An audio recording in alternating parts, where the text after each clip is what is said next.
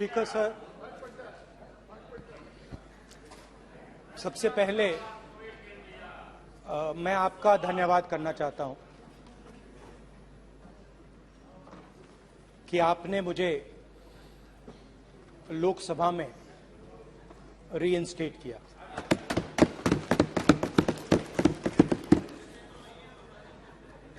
और पिछली बार जब मैं बोला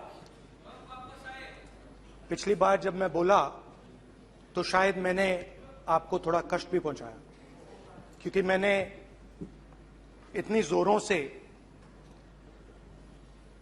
अदानी जी पे फोकस किया कि जो आपके सीनियर नेता हैं शायद उनको थोड़ा कष्ट हुआ। तो वो जो उनको कष्ट हुआ,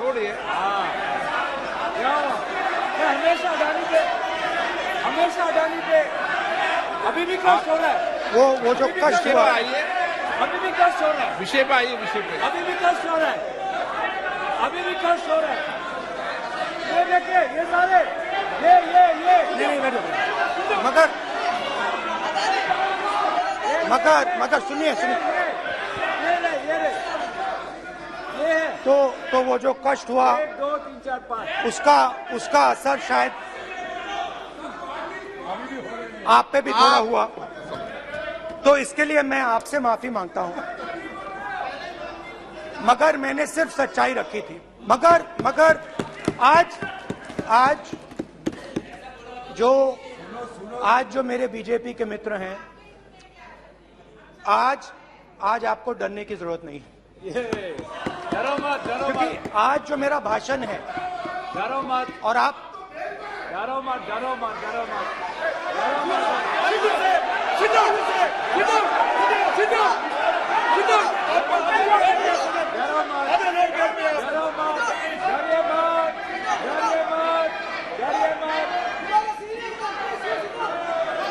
स्पीकर सर, अरे बैठो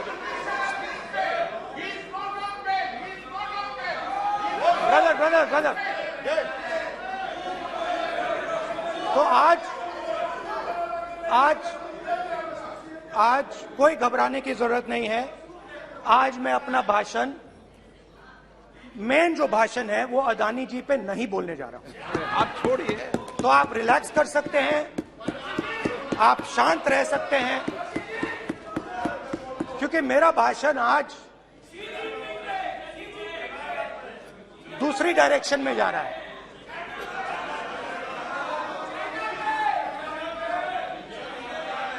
रूमी ने कहा था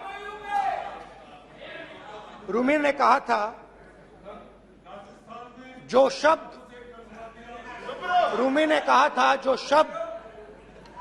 दिल से आते हैं वो शब्द दिल में जाते हैं। तो आज मैं दिमाग से नहीं बोलना चाह रहा हूं, मैं दिल से बोलना चाह रहा हूं।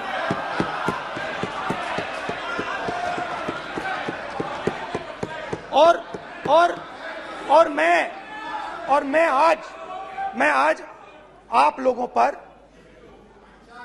इतना आक्रमण नहीं करूंगा। मतलब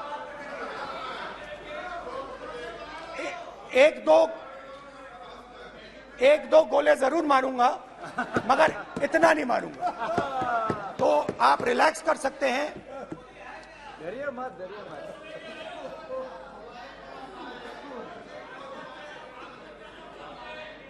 अरे रक्षा मंत्री जी आज संभाल लेंगे आप लोग।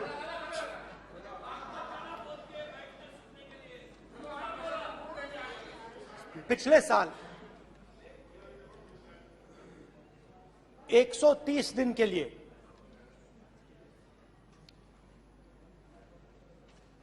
मैं भारत के एक कोने से दूसरे कोने तक गया, अकेला नहीं, बहुत सारे लोगों के साथ।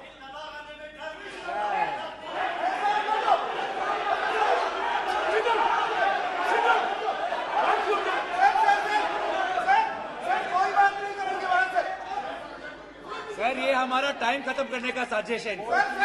प्रधानमंत्री बोलेंगे ऐसे ही हो गया सर। अरे समाज निकलने जबरदस्ती समुद्र अधीर अधीर अधीर समुद्र के तट से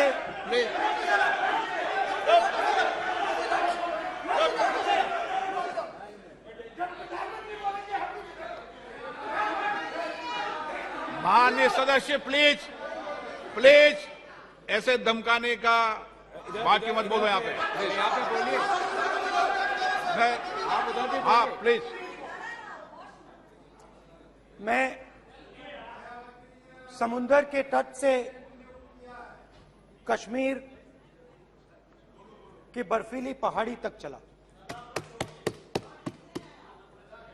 नहीं, लद्दाख को मैंने नहीं छोड़ा। यात्रा अभी खत्म नहीं हुई है, यात्रा जारी है और जरूर लद्दाख आएंगे, घबराइए मत। बहुत सारे लोगों ने मुझसे पूछा यात्रा के दौरान, यात्रा के बाद कि राहुल तुम क्यों चल रहे हो, क्या तुम्हारा लक्ष्य क्या है, कन्याकुमारी से कश्मीर तक क्यों जा रहे हो। और जब वो मुझसे पूछते थे, शुरुआत में मेरे मुंह से जवाब नहीं निकलता।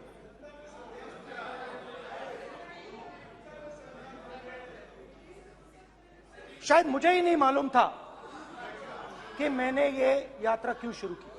जब मैं कन्याकुमारी से शुरू हुआ, मैं सोच रहा था मैं हिंदुस्तान को देखना चाहता हूं, समझना चाहता हूं, लोगों के बीच में जाना चाहता हूं, मगर गहराई से मुझे मालूम नहीं था।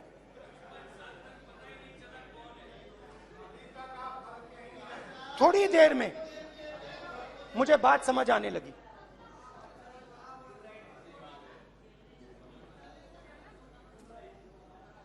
जिस चीज से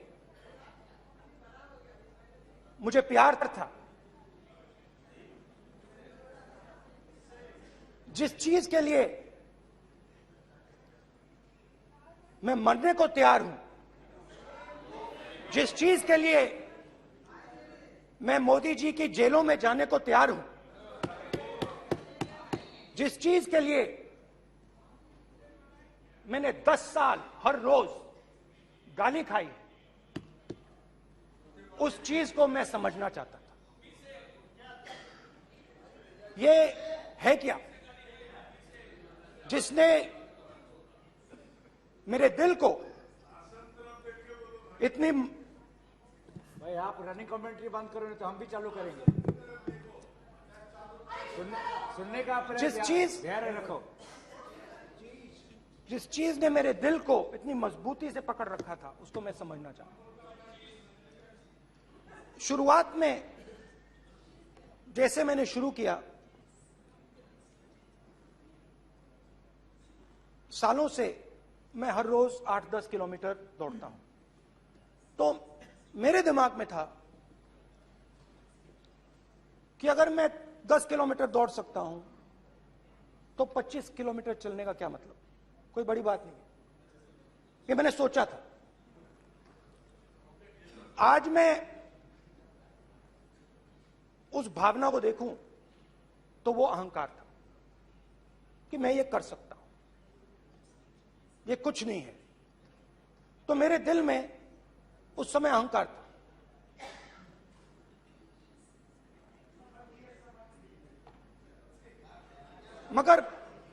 मगर भारत अहंकार को एकदम मिटा देता है, 1 सेकंड में मिटा देता है। तो हुआ क्या, 2-3 दिन में मेरे घुटने में दर्द शुरू हो गया। पुरानी इंजरी थी और जबरदस्त दर्द। हर रोज मैं उठूं और मेरे घुटने में दर्द, हर कदम में दर्द। तो पहले 2-3 दिनों में जो अहंकार था, जो मतलब भेड़िया जो निकला था, वो चींटी बन गई एकदम।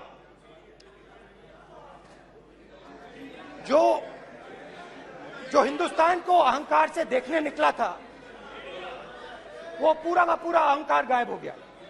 और रोज मैं डर डर के चलूं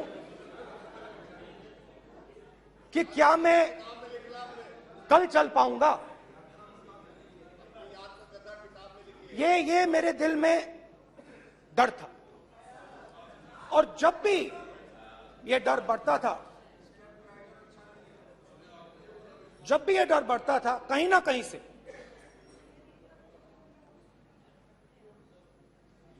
कोई ना कोई शक्ति मेरी मदद कर देती थी। एक दिन मैं सह नहीं पा रहा था, एक छोटी सी लड़की आती है, मुझे चिट्ठी दे देती।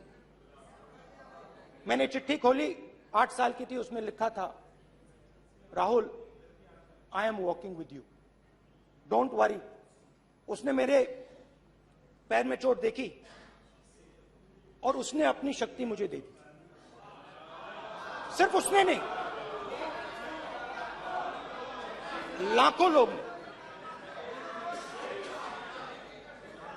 और शुरुआत में जब मैं चल रहा था, कोई किसान आता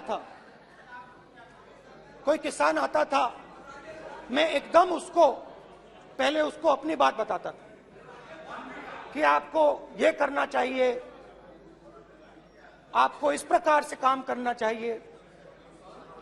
मगर इतने लोग आए, हजारों लोग आए, कि थोड़ी देर में मैं बोल नहीं पाया।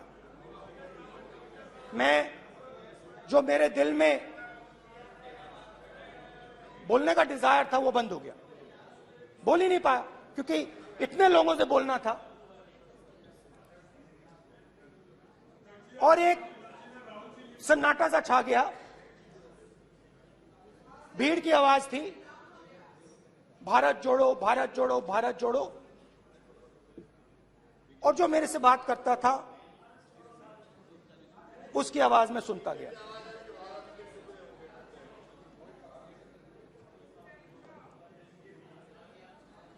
हर रोज सुबह 6 बजे से रात 7-8 बजे तक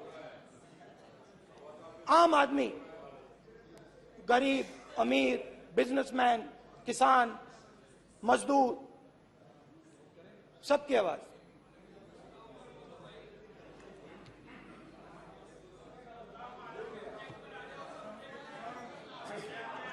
आ रहा हूं। आप कल से रुके, अब थोड़ा और रुक लो, 5-10 मिनट रुक जाओ। तो ये चलता गया, मैं बात सुनता गया। और फिर मेरे पास एक किसान आया, और किसान ने हाथ में रुई पकड़ी हुई थी, और उसने मुझे कहा, अध्यक्ष महोदय, उसने मुझे कहा, मेरी आंख में देखकर उसने मुझे अपना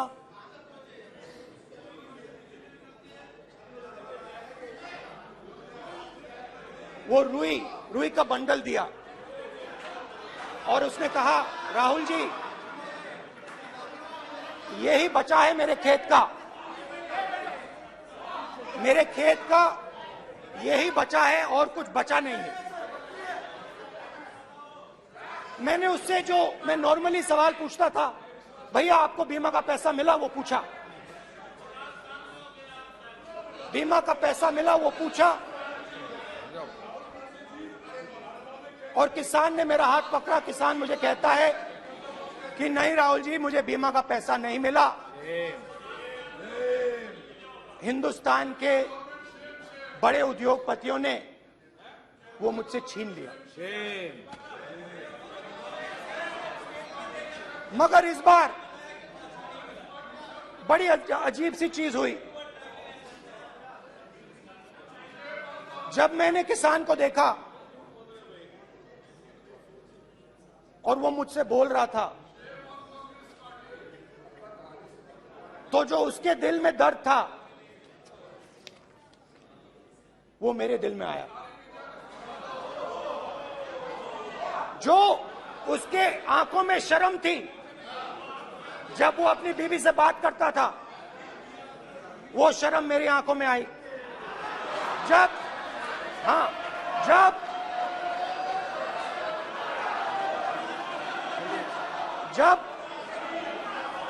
उसकी जो भूख थी वो मुझे समझ आई। और उसके बाद यात्रा बिल्कुल बदल गई। मुझे भीड़ की आवाज नहीं सुनाई देती थी, मुझे सिर्फ उस व्यक्ति की आवाज सुनाई देती थी जो मेरे साथ बात कर रहा था। उसका दर्द, उसकी चोट, उसका दुख, मेरा दुख, मेरी चोट, मेरा दर्द बन गया। समझने की कोशिश करो।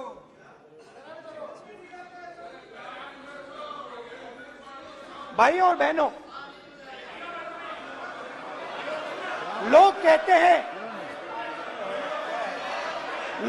हैं कि ये देश है, कोई कहता है ये अलग अलग भाषाएं हैं, कोई कहता है ये जमीन है, मिट्टी है, कोई कहता है ये धर्म है, ये सोना है, ये चांदी है। मगर भाइयों और बहनों, सच्चाई है कि ये देश एक आवाज है। ये देश सिर्फ एक आवाज है। ये देश, इस देश की लोगों की आवाज है। इस देश के लोगों का दर्द है, दुख है, कठिनाइयां हैं। और अगर हमें इस आवाज को सुनना है तो हमारे दिल में जो अहंकार है, हमारे जो डिजायर्स हैं, हमारे जो सपने हैं, उनको हमें परे करना पड़ेगा। जब हम अपने सपनों को परे करते हैं तब हमें हिंदुस्तान की आवाज सुनाई देती है, तब तक हिंदुस्तान की आवाज हमें नहीं सुनाई देती। अब आप कहोगे ये बात मैंने नॉन कॉन्फिडेंस मोशन में क्यों रखी? इसका क्या मतलब है कि भारत एक आवाज है, भारत लोगों का दुख है, भारत लोगों का कष्ट है, मुश्किलें हैं। क्योंकि भाइयों और बहनों,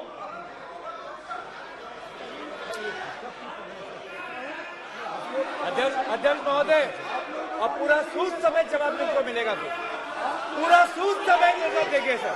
फिर आप हमें मत रोकेगा सर। अध्यक्ष महोदय, फिर आप हमें मत रोकेगा सर। आप हमें मत रोकेगा। फिर आप हमें मत रोकेगा। आप हमें मत रोकेगा। फिर आप हमको मत रोकेगा। फिर हम सब देख रहे हैं, सब सुन रहे हैं, आप हमको फिर मत रोकेगा। तो स्पीकर सर, भारत एक आवाज है। भारत इस देश के सब लोगों की आवाज है। और अगर हम उस आवाज को सुनना चाहते हैं, हमें अहंकार को, नफरत को मिटाना पड़ेगा। स्पीकर सर, कुछ ही दिन पहले मैं मणिपुर गया। हमारे प्रधानमंत्री नहीं गए, आज तक नहीं गए, क्योंकि उनके लिए मणिपुर हिंदुस्तान नहीं है।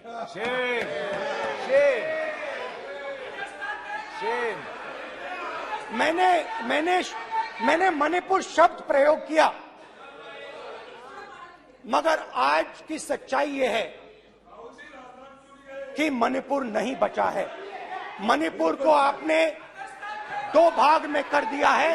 मणिपुर को आपने बांट दिया है, तोड़ दिया है। मैं मणिपुर में रिलीफ कैंप्स में गया।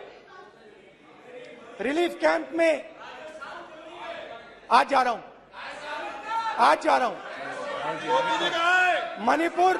मणिपुर में रिलीफ कैंप में मैंने महिलाओं से बात की। ठीक है सर, अब हमको मत रोकेगा। It's not fair. आप हमको मत रोकेगा। You tolerate insults. Sir, Don't allow this. पूरा टाइम देंगे Don't, सर। sit down. पूरा टाइम देंगे। Why you are this hooligan? कल देखेंगे, कल देखेंगे, कल देखेंगे। बात नहीं करेंगे सर, प्रधानमंत्री की बात नहीं करेंगे सर ऐसे।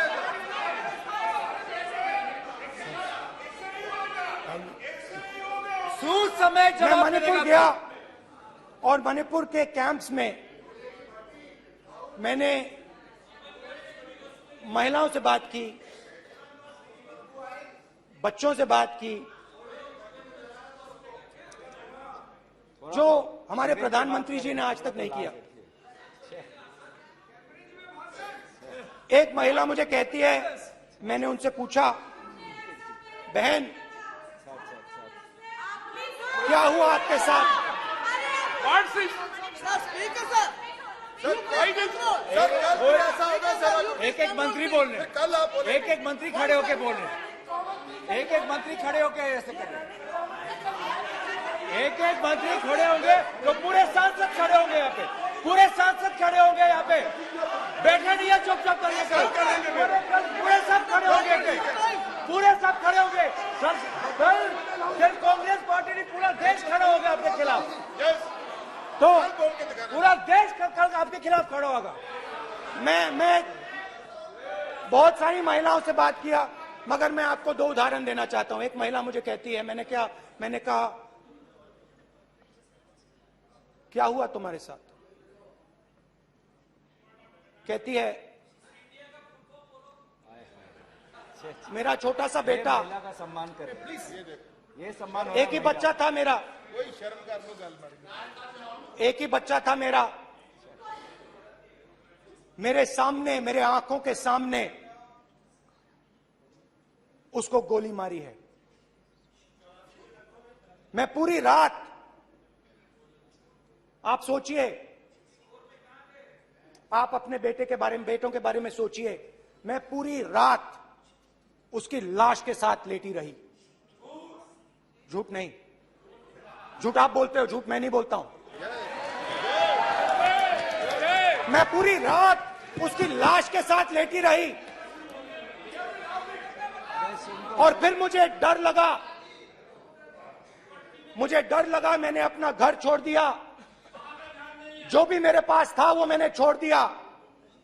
मैंने उनसे पूछा, कुछ तो लाई होगी? कहती है, नहीं, सिर्फ मेरे जो कपड़े हैं ये मेरे पास हैं। और फिर इधर उधर ढूंढती है और एक फोटो निकालती है और मुझे कहती है, यही मेरे पास अब बची है।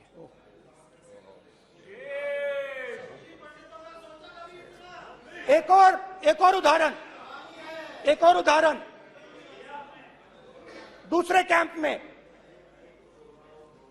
मैं, एक महिला मेरे सामने आती है, मैं उससे पूछता हूं, तुम्हारे साथ क्या हुआ? क्या हुआ तुम्हारे साथ? और जैसे ही मैंने ये सवाल पूछा,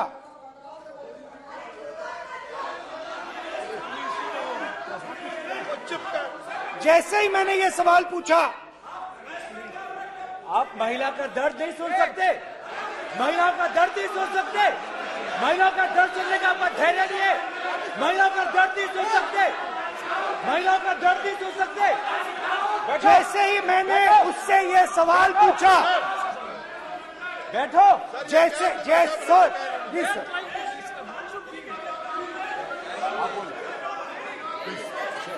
शर्म करिए, शर्म करिए।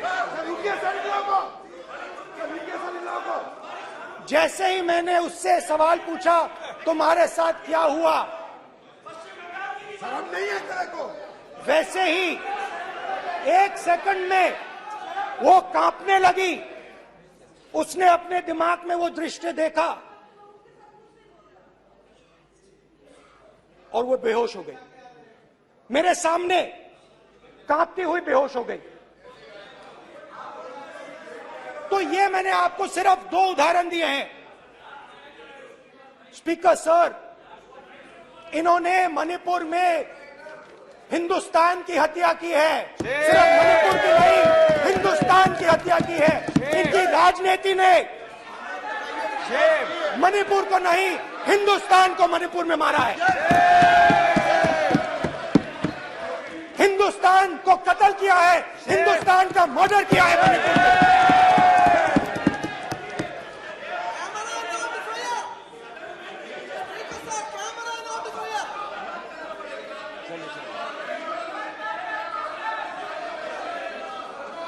अरे 2 भाग के हैं, शराब करिए जी।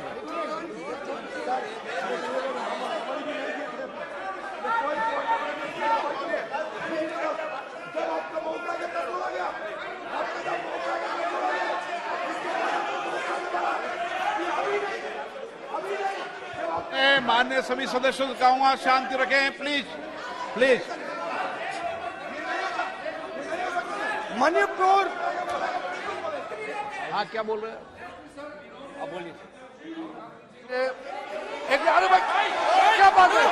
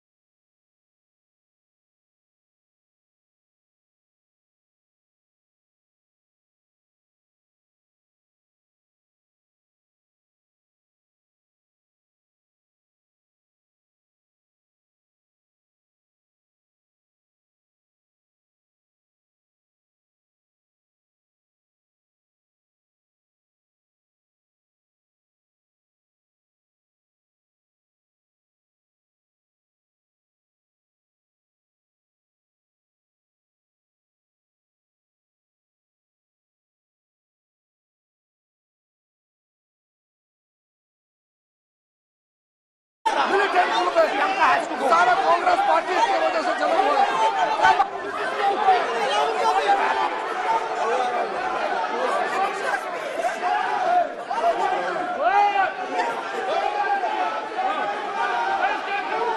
ओके, बैक आजा, बैक हेमंत, सबको पीछे ले आओ। बैक आईबे हो गया प्रतापन हो गया। आप भाषण नहीं सुनना चाहते? आप भाषण नहीं सुनना चाहते? प्लीज बैठिए,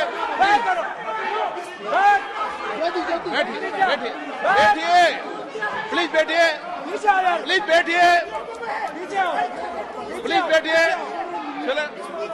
चलिए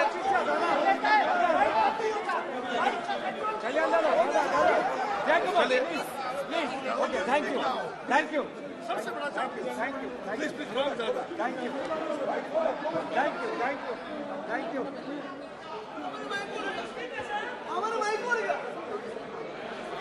एक मिनट बैठिए, एक मिनट प्लीज बैठिए, प्लीज बालू जी,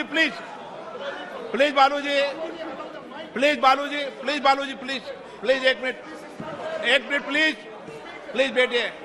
माननीय सदस्यगण, ऐसे नहीं सकते। जिस तरीके का व्यवहार आप टेबल पर आकर कर रहे हैं, इस तरीके से सदन नहीं चलेगा। ये तरीका ठीक नहीं है। जब मैंने किसी को कहा है तो कहा है, ऐसे सदन नहीं चलेगा। आप सदन नहीं चलाना चाहते, अलग बात है। अब अपनी बात कहिए, गलत तरीका ये। नो, ऐसे सदन चलने वाला नहीं है। जो माननीय सदस्य टेबल पर आए हैं, उनके खिलाफ कार्रवाई होगी। प्लीज बैठिए, आप भी बैठिए। माननीय मंत्री जी, प्लीज बैठिए। भारत सदन है, माता, प्लीज बैठिए। भारत माता, प्लीज बैठिए। Please brother. मैं बहुत शांति से सुन रहा हूं, इसका तरीका ये नहीं है उचित हो कि आप टेबल पर आए। नहीं, गलत तरीका ये। आप जैसे मैंने माननीय sir please please brother please भाई पानी लो। जैसे मैंने भाषण के शुरुआत में बोला, भारत एक आवाज है, भारत हमारी जनता की आवाज है, दिल की आवाज है। उस आवाज की हत्या आपने मणिपुर में की। इसका मतलब भारत माता की हत्या आपने मणिपुर में की।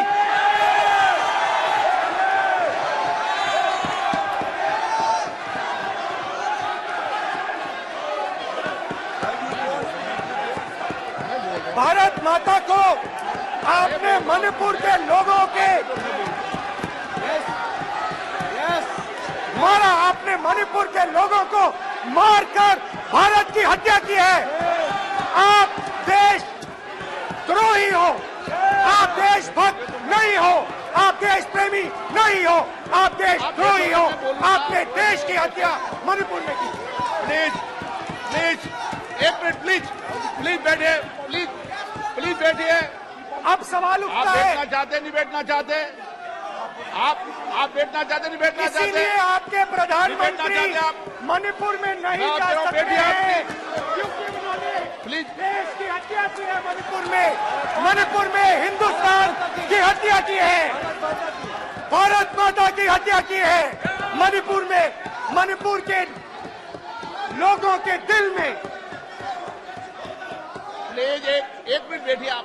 तो सवाल उठता है, एक मिनट बैठिए, एक मिनट। आप भी विराजो। आप बैठिए, सही नहीं बैठिए, रहने दो आप बैठिए आप प्लीज बैठिए आप प्लीज।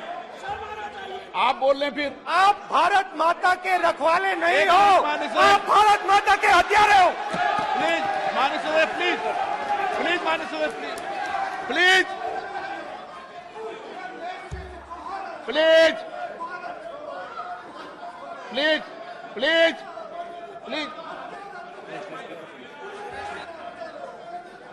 देखिए माननीय सदस्यगण, प्लीज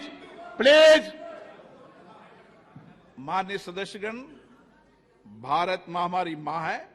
हमें सदन में बोलते समय संयम बरतना चाहिए। मेरा अपनी मां की हत्या की बात कर रहा हूं, मैं मणिपुर में अपनी मां की हत्या की बात कर रहा हूं। मैं आदर से बोल रहा हूं, आपने मेरी मां की हत्या की मणिपुर में। एक मेरी मां यहां बैठी है, दूसरी मां को आपने मणिपुर में मारा है।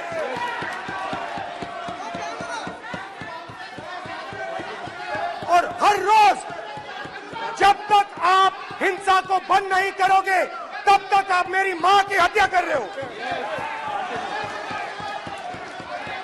हिंदुस्तान की सेना मणिपुर में एक दिन में शांति ला सकती है।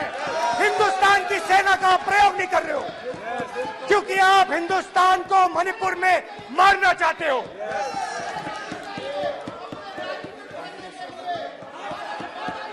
तो अगर नरेंद्र मोदी जी हिंदुस्तान की आवाज नहीं सुनते हैं, अगर हिंदुस्तान के दिल की आवाज नहीं सुनते हैं, तो किसकी आवाज सुनते हैं? दो लोगों की आवाज सुनते हैं। किसकी आवाज सुनते हैं?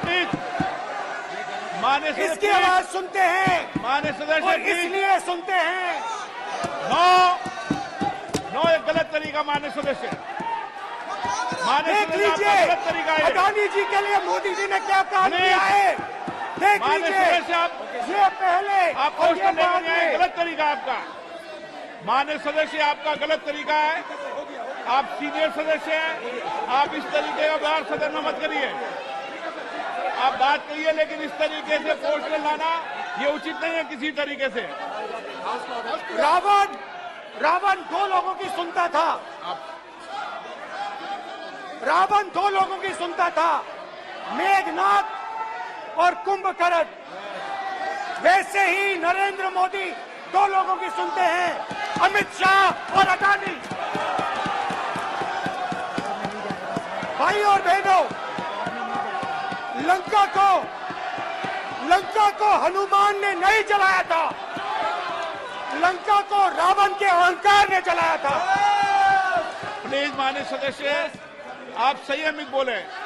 आप ये सदन है, आप तरीके से बोलिए माननीय राम सदस्य। ने रावण को नहीं मारा था, रावण के अहंकार ने रावण को मारा था।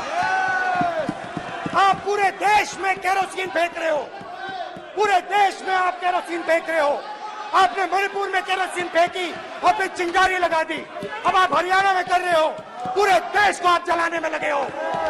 आप पूरे देश में भारत माता की हत्या कर रहे हो। धन्यवाद स्पीकर।